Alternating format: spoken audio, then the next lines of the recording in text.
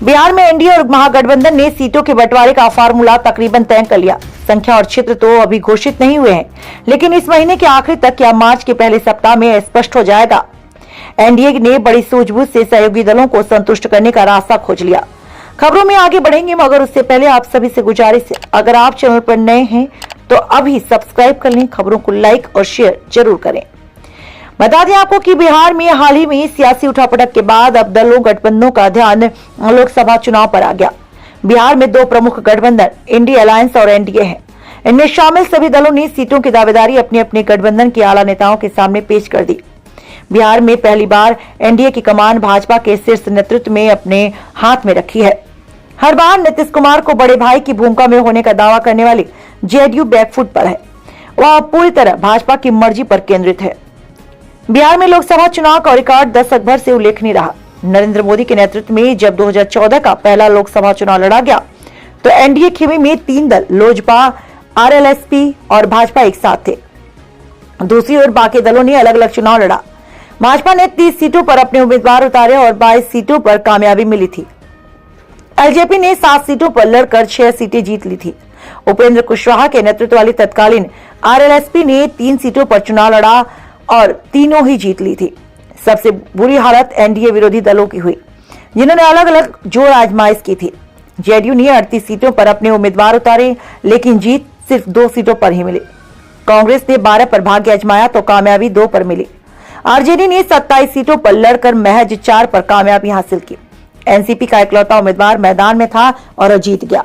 वर्ष 2019 के लोकसभा चुनाव में बिहार का सियासी समीकरण बदल गया। जेडीयू भी बीजेपी के नेतृत्व वाले एनडीए में शामिल हो गया।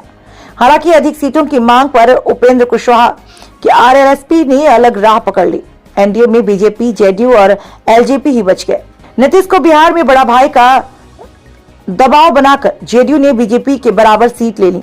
दोनों 17-17 सीटों पर चुनाव लड़े। भाजपा ने अपनी सभी सीटें जीत ली, जबकि जेडीयू को 16 पर जीत मिली।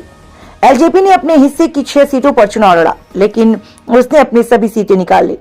महागठबंधन में आरजेडी का खाता ही नहीं खुला, जबकि कांग्रेस किसी तरह 1 सीट जीतने में कामयाब हो गई। आरजेडी ने तब 20 और कांग्रेस ने 9 सीटों पर चुनाव लड़ा था। बाकी सीटें उसने अपने सहयोगियों के लिए छोड़ दी थी। एनडीए ने 39 सीट पर जीत दर्ज की। महागठबंधन की पार्टियों का सफाया कर दिया था। भाजपा के दिल्ली में हुए मंथन कार्यक्रम में सीटों के बंटवारे पर विचार विमर्श हुआ। बिहार की बात करें तो भाजपा ने एनडीए के सभी सहयोगी दलों को संतुष्ट करने का फार्मूला बना लिया। भाजपा खेमे से जो जानकारी निकलकर सामने आई है, उसमें सबसे चौंकाने वाली बात यह है कि जेडीयू को पिछली बार की तरह इस बार भी 16-17 सीटें तो मिलेंगी, लेकिन बिहार में 12 से 13 से अधिक सीटें नहीं दी जाएंगी। बाकी सीटें यूपी, झारखंड, नॉर्थ ईस्ट में देकर जेडीयू कोटे की संख्या पूरी की जाएगी।